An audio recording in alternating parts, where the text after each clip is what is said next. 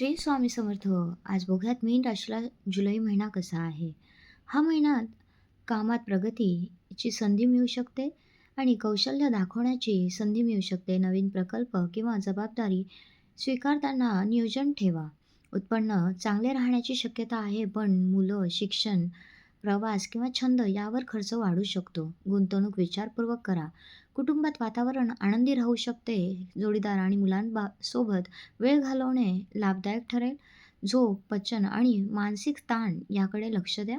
नियमित व्यायाम आणि संतुलन आहार उपयुक्त ठरेल. अभ्यास आणि स्पर्धा परीक्षांसाठी हा महिना तुलनेने अनुकूल ठरू शकतो.